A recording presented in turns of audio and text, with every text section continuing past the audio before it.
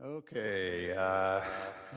Good evening, ladies and gentlemen, commissioners, city staff. Thank you for being here. I'm going to call this meeting to order of the Historic Preservation Commission, meeting of April 10th, and I'm not sure where that feedback's coming from, but perhaps I can get some assistance on that. Is it coming from the? I don't know, I'm making sure his mic is off on there. Meeting of April 10th, 2024. That sounds a little better, just right there. Yeah. We good? Okay. All right. Thank you very much. And go ahead and call the meeting to order. And we're now reading the Native Land Acknowledgement Statement at the beginning of our meetings. And I'll read this tonight. We wish to acknowledge that Tempe is the homeland of the Native people who have inhabited this landscape since time immemorial. These ancestral lands of the O'odham, known as the Pima, Pipash, known as the Maricopa, and their ancestors extend far beyond our city. This land continues to be spiritually connected to the O'odham of the Salt River, Pima, Maricopa Indian community and the Gila River Indian community. We accept the responsibility of stewarding these places and solemnly pledge to consider this commitment in every action. All right, and moving on to a roll call. So Zach, if you don't mind doing the honors on that. Okay, Commissioner Davis, Here. Vice Chair Fackler, Here. Commissioner Karuka, Here. Commissioner Lamp, Here. Commissioner Melcher is absent, Commissioner Justice, Here. Commissioner Robinson, absent, Commissioner Williams, Here. and Chair Woodson. Here. Okay, we have 7 in attendance. We have a quorum. Great, thank you very much. Okay, moving on, agenda item 1, call to audience. Do we have any persons wishing to address the commission this evening? Anybody file? No? Okay. All right, then moving on to item 2, approval of March 13th, 2024 meeting minutes. Commissioners, you have your packet with the materials, and does anyone have any comments, suggestions, edits for the meeting minutes? This is Commissioner Williams, and I have a couple of corrections. Go ahead. On page 2, third paragraph, 11th line, the sentence starts with would increase the amount of, it says insultation. I'm assuming that's insulation. Yes, correct. Thank you. And then on page 7, the second paragraph, line 7 and 13, state Chair Fackler, and I believe that should be Vice Chair Fackler. That was Sorry, the last meeting too. thought I did a search and I thought I did a search and replace for all those, but I guess I missed a couple. So sorry about that. And those are all my corrections. Thank you. Any further edits or comments?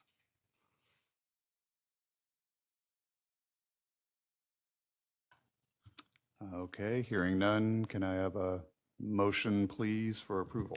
Move approval as amended. Thank you, and a second. Second. Thank you. And we'll vote on this one, correct? Yes. All in favor? All in favor, say aye. Aye. Aye. Aye. Any opposed? All right, motion passes. Thank you very much. Oh, okay. Commissioner Robinson, welcome. We see you are online now, so thanks for joining us. Thank you. Good to be here. Okay, item 3 is approval of agenda. Unless anyone has any changes or modifications, then I'll just go ahead and move to approve the agenda as written. Okay. Item 4, introduction of new commissioners. Dr. Lechner, if you would. To welcome 3 new commissioners. Christy Melcher is ill this evening and will be joining us at our next meeting. So I will just kind of introduce her briefly. She's a real estate agent in the area. She's lived in the Valley for decades. And it has a lot of experience on city commissions, including the Historic Preservation Commission. So she's a previous HPC member. And she's actually also currently a member of the Neighborhood Advisory Commission. So she's very knowledgeable about matters of real estate and also has a lot of great experience serving the city. So we're glad to have her back and willing to serve on this commission. We also have Dr. Catherine Cassie Lamp, and as well as Ms. Mariah Justice, and I'll just kind of let you all introduce yourselves. So let's start with Commissioner Justice. Great, thank you, Zach. I am Mariah Justice. I currently serve as the Deputy HP Program Lead for Logan Simpson, a cultural resource management firm here in the area, who does work all over the West. In my previous professional capacity, I served as the CLG coordinator for the state of Florida, and I ran the 5th largest CLG program nationwide. Prior to that, I received my master's in architectural conservation from the University of Edinburgh in Scotland, and I have a bachelor's in history and a bachelor's in economics from the University of Florida. And I'm very happy to be here. Thank you. Okay, thank you, Commissioner. And Commissioner Lamp, tell us a little bit about yourself, please. Sure. So I am a professor in the English department here at ASU. I have a BA in classical archaeology as well as in communication.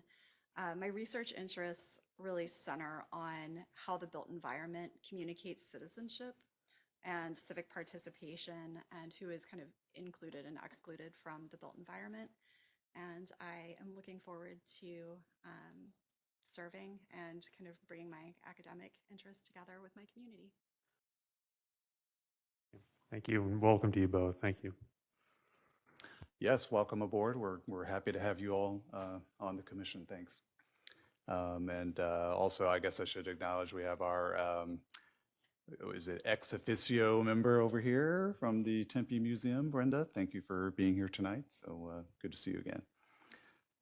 All right, I think we're now on to agenda item 5, and this is a presentation on the auxiliary dwelling units. And I look forward to hearing what Ryan has to say about this. Whichever word.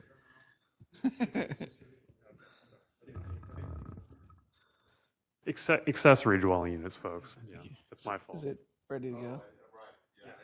Okay. Okay. Good evening, everyone. My name is Ryan LeVake, Deputy Director for the Community Development Planning Division.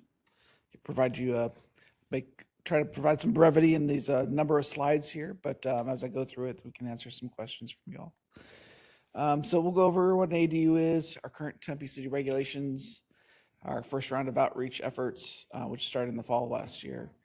Highlight a preliminary draft ADU code to get feedback from the community and public on this, and then our next steps timelines, and we can chat about any questions that this commission may have at this time. So what is an accessory dwelling unit? Those of you may not know, it's an independent rentable dwelling unit located on the same lot with a standalone single family home. So may take on many different variations and forms. Could be am I doing that? No, okay. Maybe a detached accessory unit. It might be on the back of the property, it might be attached to the side or rear of the house. It may be above a garage. That's a second story addition. May even be a basement or interior separation of the main residence or conversion of a carport or garage. from exterior to livable space. But in any of these cases, they become a separate independent rentable unit.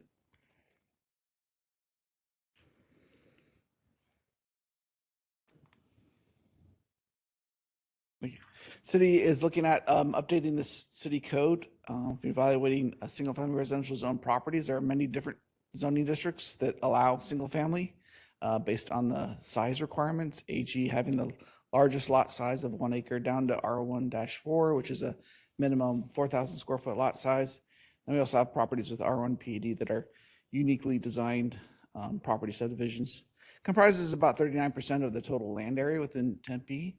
Staff's conducting research related to ADUs, gathering stakeholder input. We've went out and done research in other communities and have gathered some of that input that we have for you today. We're hoping that ADUs are expected to help expand our affordable housing options. Another tool in the toolbox of ADUs is typically found to be less expensive than a traditional multifamily or renting out a single family home, as they provide some alternatives to a living style. This also looks at potentially providing extra income opportunities for homeowners and to help facilitate multi-generational living, the expansion of the home, or wanting to downsize a property. Maybe the homeowner wants a smaller living area and then they're renting out their primary home for supplemental income. Note that we are, as a city, we've got city council direction to gather this input and provide direction back to city council. At the same time, there are some state legislature measures that are in draft at this time with the Arizona State Senate House Bill 2720. As drafted, this would require municipalities of 75,000 population or more to require to adopt ADU regulations where single-family dwellings are allowed. It also would allow at least one ADU per single-family property as a permitted use. It would allow at least one additional ADU as a residential or restricted affordable unit. And within that draft legislation, they define restricted affordable as a unit that is rented no more than 80% of the area median income. So it would be something that each city would have to regulate and monitor to make sure that that additional unit is income rental restricted. It would allow ADUs of sizes of up to 1,000 square feet or no more than 75% of the main dwelling area, whichever is less. There are restrictions proposed that would limit municipalities' abilities to regulate certain parameters, such as not allowing additional parking for the ADU. There's other restrictions in there too, like not requiring design review and building form like pitch roofs or materials. And they have some other limitations in there as well to make sure that there isn't a required public hearing process to get an ADU. So we're closely monitoring this because this may affect some of the suggested changes that we're evaluating right now. We might be looking for direction from council whether we want to move forward, or we might be telling council, hey, we've got a mandate from the state and here's what we can or can't do based on a potential House bill. So the current City of Tempe regulations on ADUs, back in 2019, we adopted an ordinance that allowed ADU regulations for property zoned multifamily with an existing single family use. It's comprised of approximately 300 so properties eligible for this type of ADU. Neighborhoods, some of the older neighborhoods like Maple Ash, Wilson Arts and Gardens were allowed this provision. The maximum square feet livable area is 800 square feet for an ADU. You're allowed one ADU per lot. There was no additional required parking for the ADU unit, so it was an option for the homeowner if they wanted to add parking area, and a limitation on the total number of bedrooms. And then they just complied with the setback standards for the development of the site. So the major benefit for doing this, it was to encourage retaining the existing residents, and typically it may have been historic eligible property that home was remained, and they could build a subordinate unit on the property without having to conform to multifamily regulation standards. So it eliminated design review, eliminated those lighting, landscape requirements that you typically require in a multifamily type development. So it made the process a little more streamlined, basically. We started the public input process back in the fall. That was our first round. Now we're starting our second round of input process. What we heard from that first round, we had a couple public meetings at the library, Zoom meeting, and the survey response of over 200 respondents. Also went to the Neighborhood Advisory Commission, and all that outreach was pretty well attended. Some of the common themes and input we heard from that first round is people thought ADUs could help improve our housing supply and the demand. The ADUs also provide opportunities for income streams for owners. There was identified some concerns for investor-led boom in ADUs, resulting in concerns regarding traffic or disruption in the neighborhood character. A lot of questions of costs, construction related to ADUs, and ways to possibly help address minimizing some of those costs or impacts. And then concerns regarding the use of ADUs for short-term rentals and problems associated with short-term rentals that could become problems with ADUs. We've also had some within the surveys, there was strong support for ADUs improving our housing affordability. Strong support, 72% wanted to consider allowing ADUs in single-family zone properties, and large support for allowing various different sizes of lots, both large, small, and traditional lot sizes. 24% of the respondents did not want the city to consider expanding ADUs in other areas. We looked at various types of sizes for ADU allowances. 800 to 1,000 square feet seemed to be the most preferred feedback we received. A majority wanted no parking requirements, while 20% wanted to see at least one additional parking space required for an ADU. So we have different factors in determining whether or not people thought it was appropriate or not appropriate to have parking for an ADU unit. More than 55% wanted to restrict short-term rentals in ADUs as well. Staff also conducted some ongoing staff research, and Lucas is here to help me provide some overview of that outreach and communication we received from other municipalities. Thank you, Ryan. Lucas Jensen, Planner One. I haven't been to a Preservation Commission before, so thank you. When we reached out to council in November, they directed further outreach and staff research on a potential draft ordinance. We met with the cities of Phoenix, Tucson, Raleigh, and Provo for various different reasons. Phoenix is our neighboring city and recently adopted accessory dwelling unit code in 2023. And Tucson, Raleigh, and Provo are all small to medium-sized cities, recently adopted accessory dwelling unit codes, and are home to major universities. The city of Phoenix allows ADUs in all of their single-family zoning districts that have an existing residence on site. The maximum size is 75% of the main residence, and for lots that are less than 10,000 square feet, it's limited to 1,000 square feet. And for lots more than 10,000 square feet, it's limited to 3,000 square feet. So it's whichever is less of those two. There's no restrictions on short-term rentals, no owner occupancy requirements for the main unit or the ADU, and no additional parking required in their code. Tucson allows ADUs on all 1 and 2 unit residential lots. Their maximum ADU size is 10% of the lot size with a maximum of 1,000 square feet. And all lots are allowed an ADU of at least 650 square feet, provided it meets other development standards like lot coverage. The maximum height is 12 feet when there's an existing single-story residence on site, and that's expanded to the same height as the existing 2-story building if there's a 2-story building on site. No restrictions on short-term rentals or owner occupancy requirements in their code either. They did require 1 additional parking space for the ADU, but offer waivers if the property's in a transit-oriented district or a bike boulevard, in proximity to a bike boulevard, to remove that. Again, all residential and mixed-use districts allow ADUs in Raleigh. They did not have a minimum lot size or maximum size of ADUs, and instead limit it by stormwater retention and other development standards. So if you can meet stormwater retention and lot coverage and other development standards, it's okay.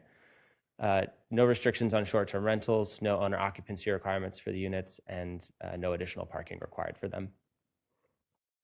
The city of Provo allows ADUs in all their single-family residential districts after their House legislature passed a bill mandating that 33% of residentially zoned acreage allow ADUs. Their square footage cannot exceed the height. Square footage and height cannot exceed that of the main dwelling.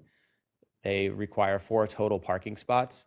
This is partially due to the restrictions on off-street parking throughout Provo. They do require owner occupancy of the primary unit or the ADU, and then cap maximum occupancy at 3 unrelated adults, and explicitly prohibit shipping containers as accessory dwelling units.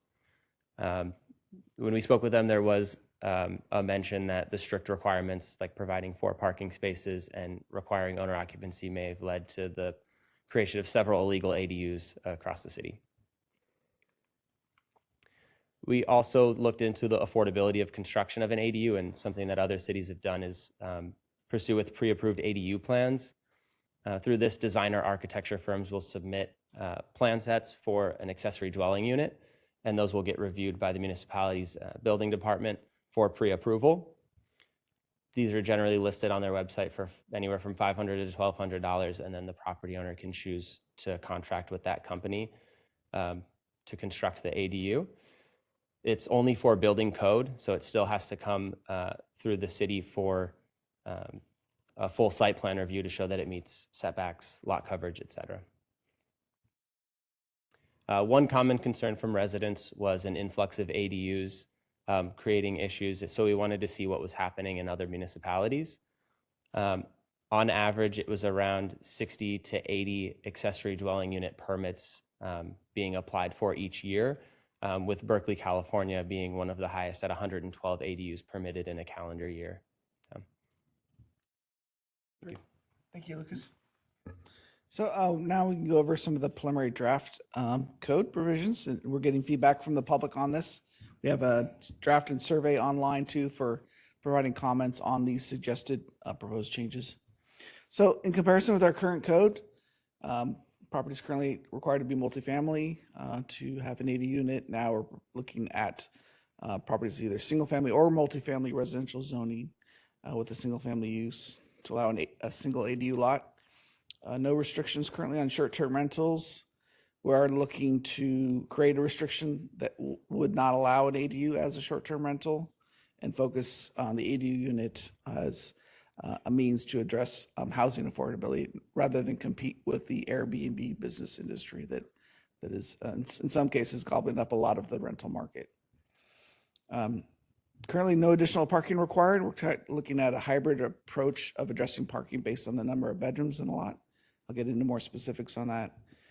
Currently, our maximum square footage is 800. We're looking to increase that to up to 1,000. Seems to be more in line with our neighboring cities and potentially the state legislature that may be coming. Currently, you cannot have both an ADU and a guest quarters on the same lot. That would not change. You still either can have an ADU or guest quarters. The difference between the two is the guest quarters is a separate living area that can't be rented. It's intended for just guests of the quarters. We are looking at evaluating the no owner occupancy requirements rather than the onerous process of mandating and evaluating whether a site is owner occupied. We are actually looking at just having requirement that the owners of the properties have owned the property for the past 3 years. This is kind of a soft rollout effect of, okay, if you own the property for 3 years, that makes you eligible for the ADU process and possibly address some concerns related to investor-led wanting to, say, buy 3 properties and then create 3 rentals. And then now you've got 6 total rental incomes as a result of the property. So having some ownership over the property before someone can be eligible to build an ADU permit. Guest quarters on all single-family residential lots today require a minimum 8,000 square foot lot size, and they have some different regulations on size allowances. We're proposing to pull back some of those regulations into just the traditional AG agricultural zoning district where guest quarters originally came from, and then just allow guest quarters only through the ADU permit process. So essentially, we would be eliminating the guest quarters provisions that are allowed today in the R1 zoning area and only allow it through the ADU regulations, just so there's no longer any confusion between, is it a guest quarters or is it an ADU permit? Is it rented? Is it not? And addressing some of those issues. We still allow, if someone had one today, they still allowed to have it as a legal non-conforming use. And if they wanted to, the opportunity to convert that guest quarters we'd eliminate the rental restriction that's signed on the property, and they can convert it through an ADU permit process. As long, and the major caveat is to ensure that the guest quarters meets the size requirements allowance for ADUs. So again, the current proposal would be looking at putting guest quarters regulations back only in the AG zoning property with 1 acre lots. So no proposed changes to maximum height, setbacks, or lot coverage requirements. We're looking at the same standards as we do as the main residence. If you're a typical standard R16 zone property, you have 5-foot setbacks on the sides, 15 foot in the rear. If it's a detached accessory structure, you have alternate setbacks based on the height of that structure, and it can be anywhere setbacks from 3 feet to up to 9 feet based on that. If someone were to propose a 2-story addition or even a 2-story ADU for that matter, there would still be a use permit or public hearing process to review that type of request. So same standards that would apply today as if someone wanted to expand or improve their home. On the on-site parking requirements, so we're looking at parking based on total number of bedrooms. So we're looking at both the ADU and the primary residence and how many total bedrooms are. If you have 5 or less bedrooms, 2 required parking spaces. 6 or more bedrooms, you're required 3 parking spaces. This is a current provision that's in our code today for bedroom additions to the main residence. And so if you have 6 or more bedrooms, we're just looking at applying that same rule by adding the ADU. So in some instances, you might have a 3-bedroom house that you're adding a 2-bedroom ADU unit. There would be potentially no resultant change in the parking numbers in there. We do have some communities that pre-1967 only required 1 parking space or 1 carport. And so this may be an additional change if you're going from 1 to now 2 required spaces. We're looking to put in a provision that would essentially seek a waiver or removal of that required parking space through a use permit, a public hearing process that would allow to waive that additional parking. Short-term rentals, so we're proposing to restrict short-term rentals, which is renting less than 30 days, and look more of the ADUs who are being for long-term rental use. Property owners still have a right to have a short-term rental for the primary residence, but the restriction would be placed on the ADU. I think we had a good question from one community member that was asking, well, what if I want to live in the ADU or reside in the ADU unit? Could I still rent out the primary residence as a short-term rental? And the answer is yes. This is a look at potential ADU eligible lots, just basically the zoning and district, and that there's a single family property on these properties with single family. We have a total of 23,800 approximate parcels of land in Tempe. We have excluded homeowners associations. If you'll note, HOAs with CC&R regulations do have the ability to restrict or regulate ADUs from being allowed within the community. So if there are CC&Rs that restrict them, those regulations will trump Tempe or even the state's regulations on allowance for this. So find out from your HOA if they intend to allow it or support it, and they have a design review process as well. So next steps, we are still doing our outreach with communities, commissions, and stakeholders, and we wrapped up the public hearing process with our meetings just last night. And then we've got a survey online that's been going on since March 27th, and it closes on May 1st. We're looking to get as many public inputs, opinions on these draft concepts, and some general feedback from the public. So this is research meetings that we've conducted so far, and our outreach efforts and presentations we're on tour with right now. Our goal is to compile this information in May and go to a City Council work study session on June 20th, looking for direction from City Council. Maybe a different conversation if we're telling them there was a House bill that's been passed and the mandate. And I know in one of those House bill provisions, there is a mandate requirement of January 1st, 2025 to have an ordinance in place. If we get direction to proceed forward, we'd likely could start a hearing process as early as September of this year. With that, I'd be happy to answer any questions the commission has on this matter. And I guess maybe the one big question you probably have is, okay, if the property is designated historic and someone wants to put an ADU in it, what would be the process? And that process would not change if it's historic designated property. There still is a review requirement with HPC or the HPC officer, and they are subject to design review controls by the HPC commission, and whether or not you would allow the ADU unit or if it had a integrity impact on the historic property. Good. Okay, thank you, Ryan, for the presentation. And just before I turn it over for questions, is this an FYI? Are you looking for any kind of approval? I'm from the looking for commission? feedback, commentary, and we're collecting input. Okay, all right. Well, commissioners, I'll open it up to you first to see if anyone has any questions or comments.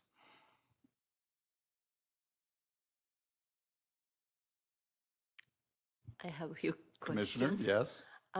When I moved to Tempe, I lived on 1111 Half Maple Avenue. That was ADU, and I thought that was great. But I have a few questions. So, state legislator saying no additional parking allowed. What's the thinking behind this? Yeah, I'm not quite sure. I know some of it might be that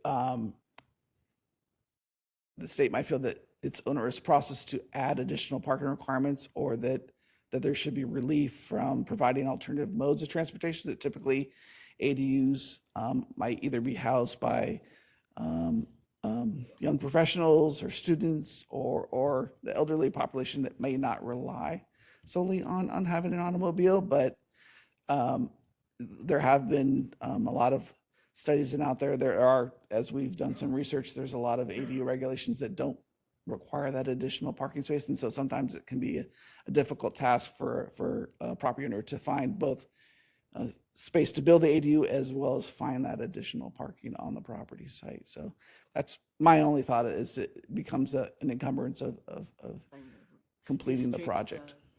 Maybe.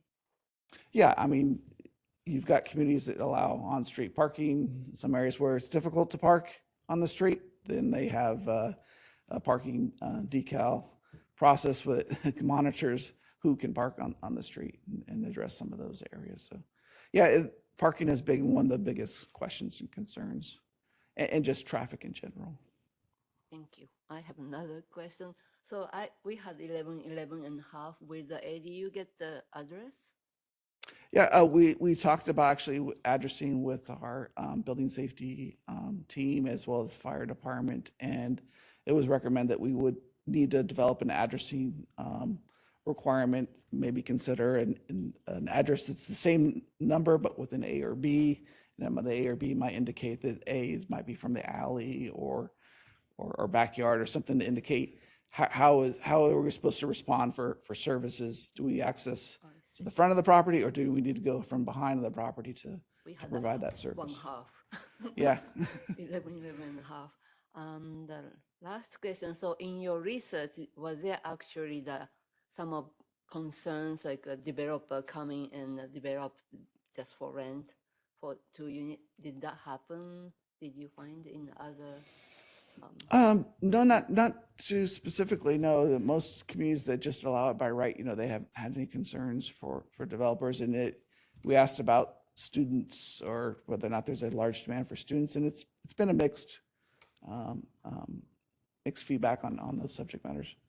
Okay, thank you. Sure. Thank you, Commissioner. Any other questions?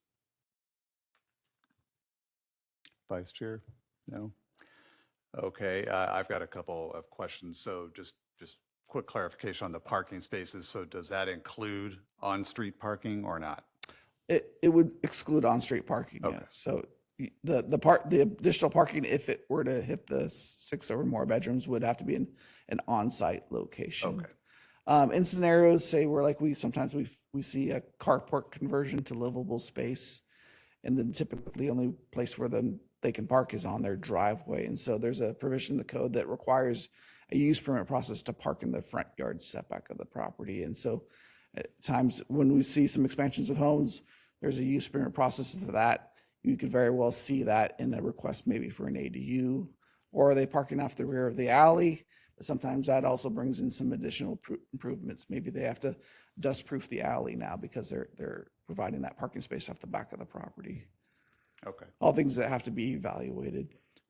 And we did evaluate and identify some concerns with substandard alleyways that are less than 20 feet in width, like 18 or 16, and or certainly concerns with maybe not allowing alley access for those type of ADUs that would limit even having cross traffic with one another in an alleyway, typically when service is provided in those areas there. So.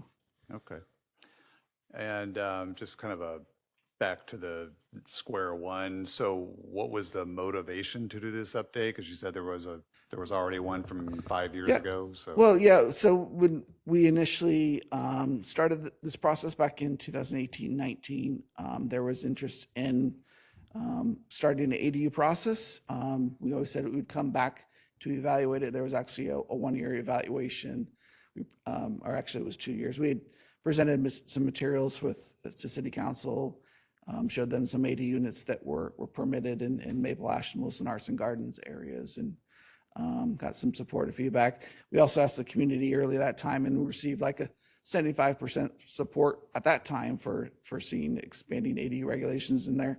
But we wanted to take a soft approach. Let's focus on this provision, and council has since that time have asked us to come back and do some further evaluations on potentially expanding ADUs. So we're still looking for council on that direction matter right. at our June work study session. But I mean, what was the actual motivation for these changes? Is it for more affordable housing options? Oh, yeah. or Oh, sorry. what? Sorry. Yeah. To look at it, addressing the housing demand need and additional options for housing affordability. It's not going to looking at solving the housing affordability issue, but just another tool in our toolbox of providing affordable housing options that are available. We did some research and studies about housing affordability, and there's a wide range spectrum of what ADUs can provide. They can be very expensive, but there can be some affordable products as well on the market. Okay, very good. All right, and now you get to Chair- get my pitch. Chair, I'm You have sorry. to- I yeah, do go have a ahead. question Yes, now please. after you asked yours. Do we have any results about the comparative communities that we've studied? Has it actually increased housing density? How has it impacted their character areas or historic districts? Are there any like results beyond how many applications they've processed or? This is our research guy.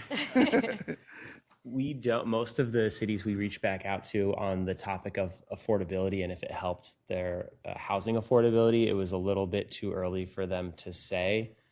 Since they're only permitting relatively small numbers, it's difficult to really provide a detailed analysis, but that's something we can look into further with this round of research and outreach.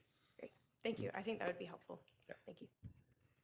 Chair, I I have a think what was question. kind of really important, relevant, and find out is that like with Rally is having a dashboard, having information to be able to track this product or info. It would be really important to share that with the community. Right, and kind of following her question is, I mean, do you have any idea, like, what are your anticipations for, number of applications per year in the first part of the program? I think you were saying something like 60 to 100 or something per year. In these other cities. I think those are good estimates to consider, right? Because a lot of it is initially by word of mouth, or people that are hearing us talk about it now. We receive calls that people are interested in doing the math right now on their property to see what they could potentially add. Or I've even fielded some calls from potentially new owners in Tempe wanted to like, oh, my kid is going to ASU and I want to buy a property to see if I could build an ADU on it. And right, we were fielding a lot of questions on it, but I think it'd certainly be a slow rollout process if we were to adopt something. The next phase of the process might be looking at what type of incentives or streamlined process we could offer for an ADU program, like what we've done the research on, and that would happen at a second phase of the process. very good. And that is a perfect segue into my next point, because you came to the Historic Preservation Commission. So I have a proposal for you and the city to think about. Is there any way, or has there been any thought about possibly looking to provide any kind of incentives to properties that are historic eligible or have an overlay, or properties that are maybe looking to obtain such status. And, I'm just trying to think of some way that you guys might be able to insert some kind of language into this possible code or ordinance that might encourage, historic preservation in some way. Yeah, so you're looking at it from the standpoint of a historic eligible property wanting to have an ADU to also become designated through a process? I mean, this is just kind of off the top of my head, I'm just thinking in terms of, like trying to help people to maybe as a way of discouraging people from seeing these old buildings that I don't want to do anything with and I just want to demolish them, and instead maybe providing some incentive for these people, like when they come to you with a demolition application, to say, hey, we've got this new ADU program and you have a building that's already historic eligible or could be, listed on the register or what have. I'm just, you know what I'm saying? Yeah. So that might be another way to kind of come at this matter that we hear, every year, see all these properties being demoed, and, Certainly, yeah. many people just don't have the means or the will, or, don't care about preservation. So any thought, have you all talked about anything like this? Yeah, and actually some of the language, like how we have it in our current code today too, is that you're eligible for an ADU if you have an existing single family residence. So that importance is retaining that existing primary residence, right? So there's a value in keeping the primary home if you're proposing an accessory dwelling unit. So we can certainly offer that and mention that to folks that might be considering on doing a demolition. Well, that's not really what I'm talking about. I'm talking about like some kind of actual incentive that, whether it's in some kind of, again, I don't know. I'm just asking you guys are the experts on this, and then maybe consider there's some sort of incentives like for some tax rebates. I don't know. I'm just thinking out loud here because, we've got new historic preservation ordinance, we've got a new historic preservation plan. We have a potential bond coming up that hopefully will be approved, where we're going to get, $12 million plus for historic preservation. So, the city is doing some things about this, but it's still, you're kind of Atlas, pushing the stone up, the slope, it's just, this could be another way to encourage people to not just demolish their buildings, just they don't even consider other options. So just, that's my thought. I'm definitely open to those ideas and love to do some brainstorming sessions with Dr. Zachary Lechner. Great. All right. Well, thank you. Appreciate that. Any further questions? Maybe I just add, I think that's a great idea because, so I've been living up and down north and south west of ASU, and there are many replaced, all the houses being replaced with mansions, and ADU will make it possible for them to have a bigger house or whatnot. So maybe the bond is a good opportunity for the incentive for to maintain the character and not have all these big houses instead. Like just started to lose character really in our area. So, and ADU, just I was gonna say, it seems like so in that area, ADU is pretty common already. We've got all the properties. Quite living many example of them have out there right now, already. the Maple Ash neighborhood. Yep, I think good idea. Thank you. Thank you. Okay. Well, thank you, Ryan. And Chair, Commissioner Chair. Robbins actually online. She asked a Oh, sure. question Yes, in the Commissioner. chat. If I can, I'll just read it since she had written it in the chat. Can we assume that any addition to a historically eligible home would come to this commission during the permitting process? I can probably answer that question. So, if it is, if it is just a historic eligible home and has been classified as such by the HPC, then per the code, it would actually just come to the Historic Preservation Office for review. But it would ultimately be up to the applicant, just like with any historic eligible property, whether they're looking to add an ADU or just an addition onto the existing home, whether they actually want to proceed with that. It would only be when the home is actually designated in the local register that would be that would have to go through the commission for a certificate of appropriateness. So that wouldn't necessarily change if that process, if these ADU provisions were to be adopted by council. Yeah, but to that point, there's an opportunity to consult and provide some advice of how to sensitively add the ADU Correct. and maybe an opportunity to discuss, hey, did you know your property is historic eligible, and opportunity to list them on the local register. Yes, That's right. exactly. Yep. Agreed. Okay. All right. Well, thank you, Ryan, and your team, and good luck with the rest of that. And I'd be interested if you do pursue this suggestion. I mean, if it's possible, we'd like to hear more about that, and maybe Dr. Lechner could just give us some updates on that as you proceed. Will do. Thank you. Okay, thank you. Okay, our prior topic on the historic preservation ordinance was removed, still undergoing some revisions, and so we might see that on our next agenda. Might not, but I guess we'll still just have to stay tuned for that. Correct. Yeah. All right. Okay, agenda item 6, chair staff updates. Chair does have an update to share with the commission and people in the audience. So last meeting, as you saw in the meeting minutes, just refreshing your memory, I gave an update on the Watson's Flower Shop building situation as it was last month. And I'd like to give you an additional update. Vice Chair Fackler and I had another meeting, or attended another meeting with city staff, including Dr. Lechner, Jeff here in the audience, city manager. We also met with TCAA board staff. And again, I know this for the two of you is going to be a little bit of not necessarily knowing what's going on. We can update you further on kind of the details, but the TCAA board, as well as a representative from the Tempe Historic Preservation Foundation, met on March 27th to see if there was a way to kind of come to some type of consensus on the preservation of the historical core of the Watson's Flower Shop building, as was recommended by, excuse me, Bob Graham's report that we reviewed earlier this year. And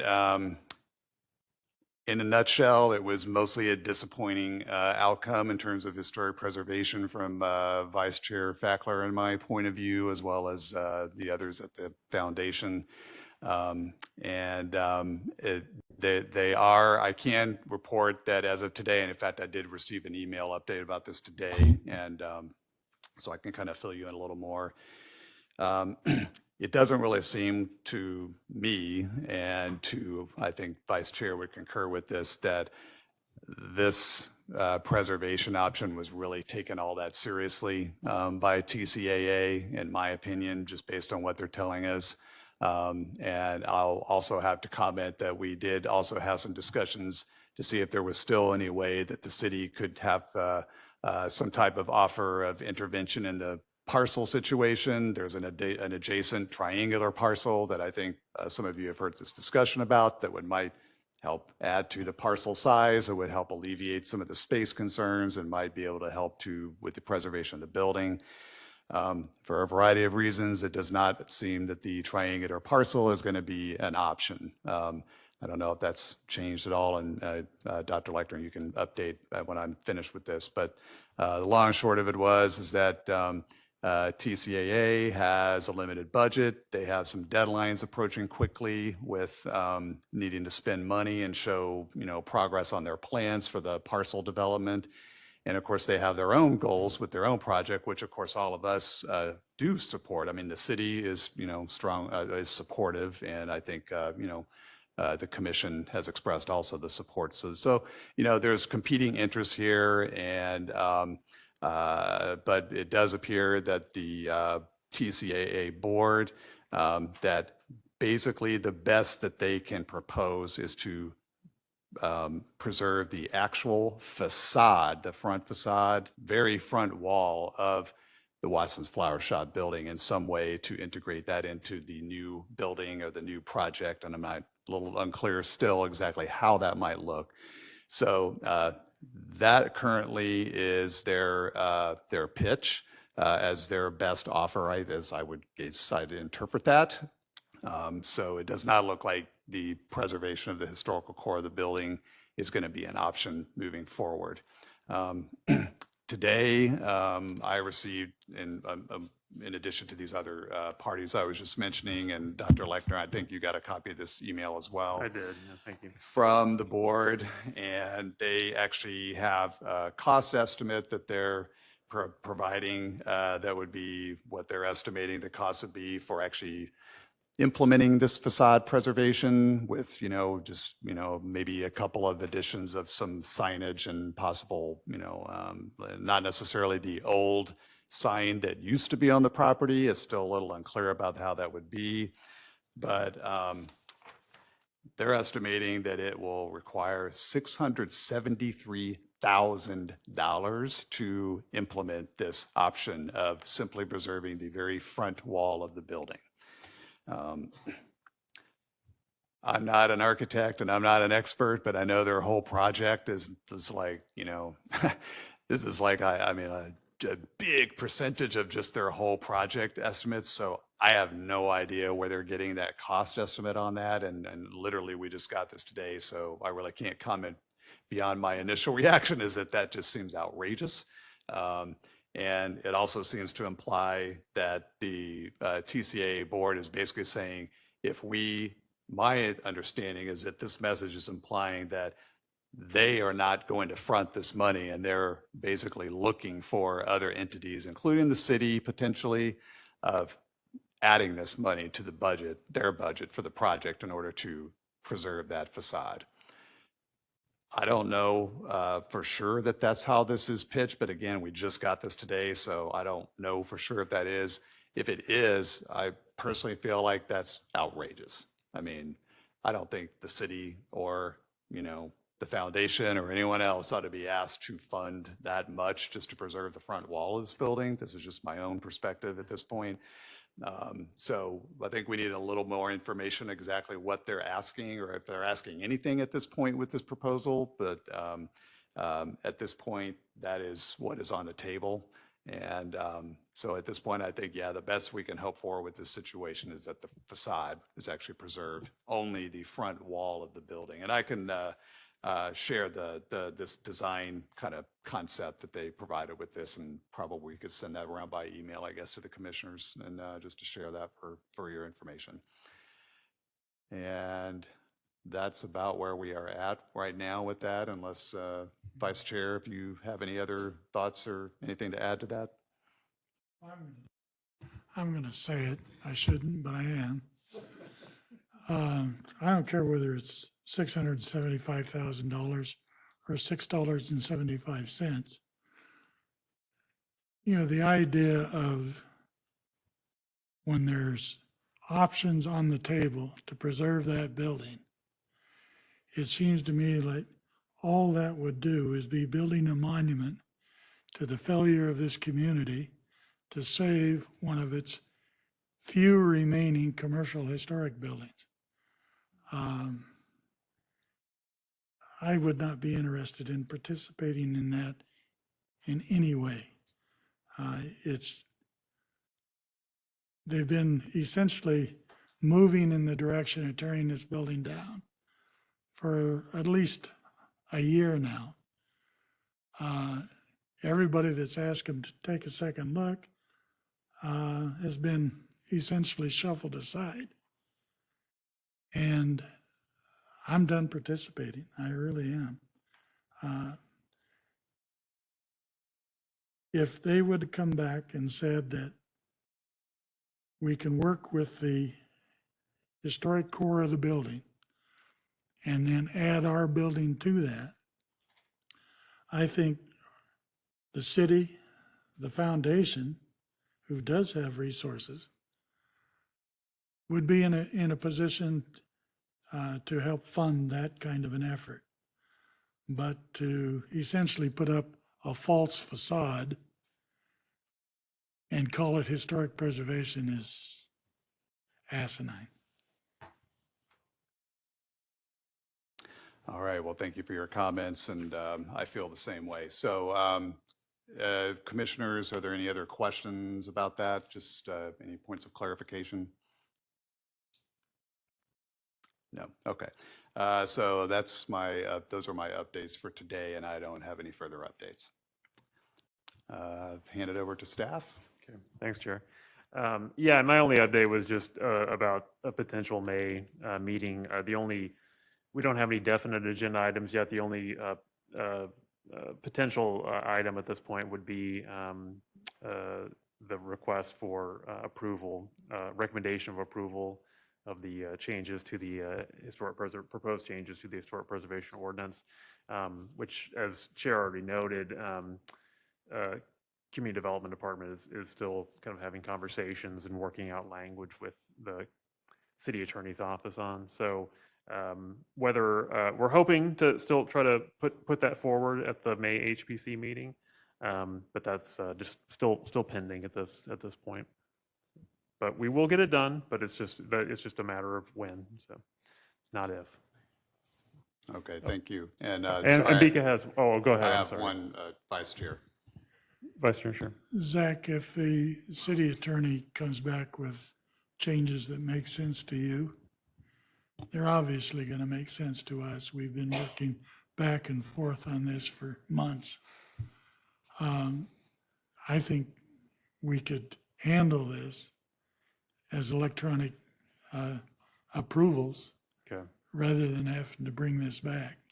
Let's see. Yeah, let's see kind of what the changes end up looking like, and if they are substantial enough where I feel like it would be best for the commission to review it again, we'll do that, and if not, then we'll certainly Yeah, I would consider agree. that option you mentioned. I would agree if they come back with something that you're uncomfortable with Mhm. and need support, by all means, bring it back. Right. Okay. I appreciate that feedback. Yeah. And Mr. Adhikari has an update as well. Chair and Commission member, I have a really quick announcement. The DRC, the Development Review Commission, and the City Council will be holding a joint meeting on May 13th at the History Museum at 4 o'clock. They typically do this kind of meeting every 6 months. And this one, they'll probably talk about, there's some interest on affordable housing, parking, and a few other topics that staff will be presenting, and you're all welcome to learn about that or even come to the meeting. So that's all I have. Okay, thank you very much. Any further updates No more staff updates, or Chair. announcements? Thank you. Anyone else have any announcements? No? Okay. All right. Well, I guess hearing none then, I guess our meeting items agenda is concluded. And I'll call for an adjournment at almost 6:58 p.m. And I can call the meeting You adjourned. can just right? adjourn Yeah, it, Chair. yeah. You have that authority. Yeah. Meeting is adjourned. Thank you very much, and everyone have a good night.